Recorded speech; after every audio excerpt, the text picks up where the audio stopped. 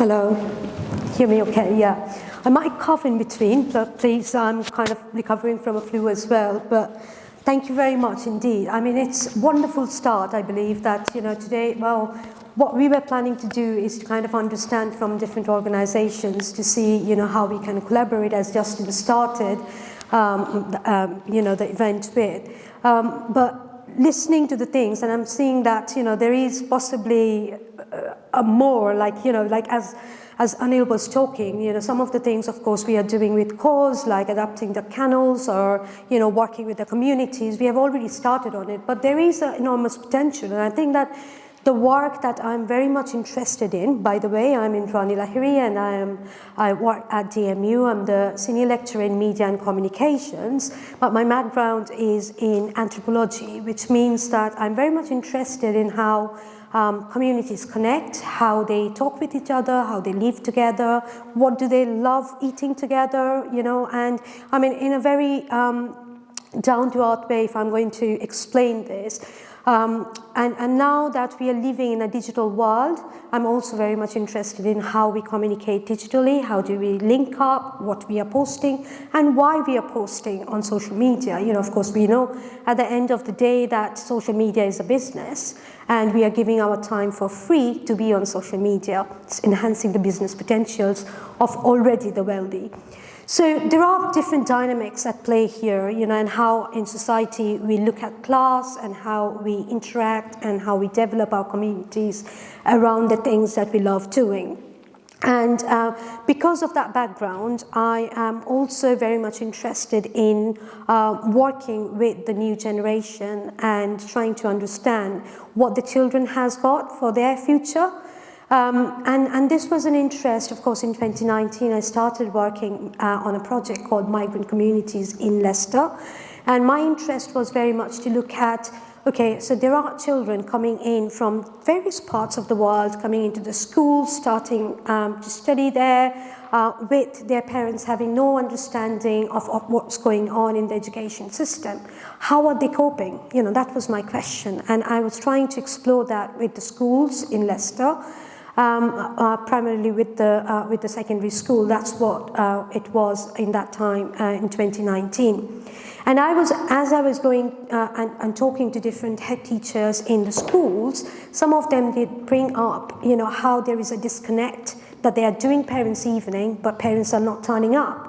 And they were leaving it to parents. And I said, well, did you actually ask why they are not turning up? Is it because that they're not turning up because they're not comfortable in that space, And they said, well, that's an interesting thing to discuss. So why don't we kind of expand or do something around it?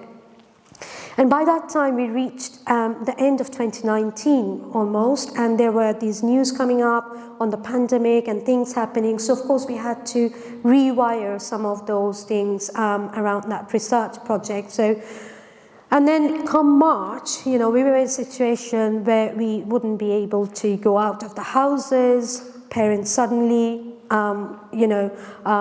co-living with their children in their house.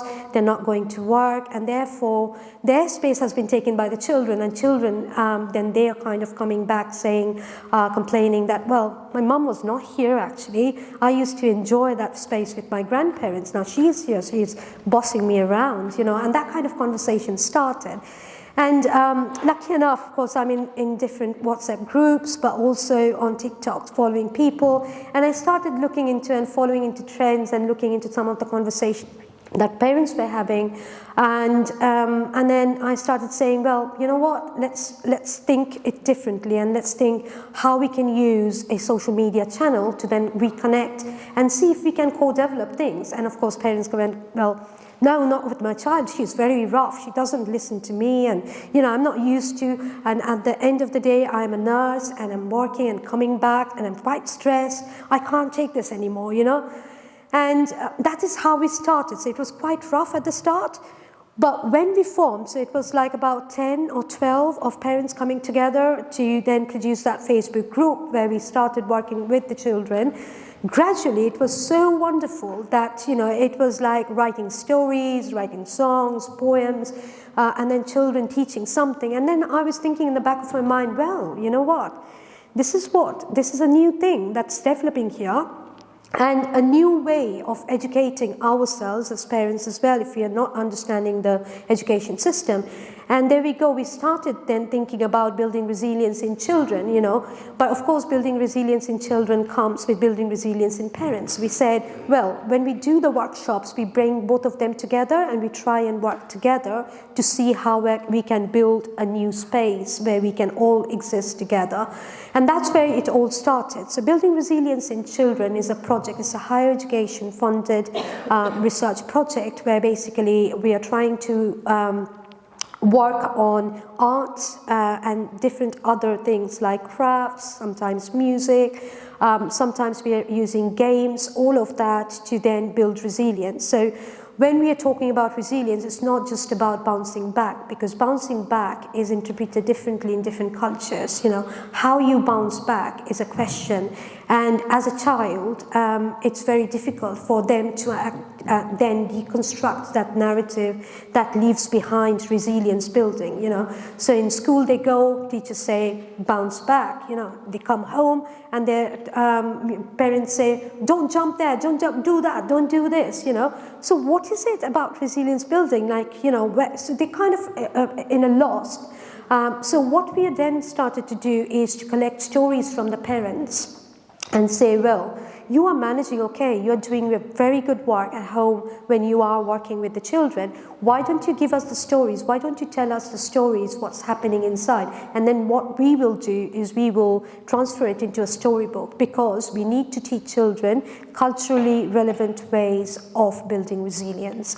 And that's what BRIC is about. So we use art, of course, to engage, but at the end of the day, we are planning to embed that within the curriculum. So we are working with the different schools, and we will need a lot of help from other organizations like you.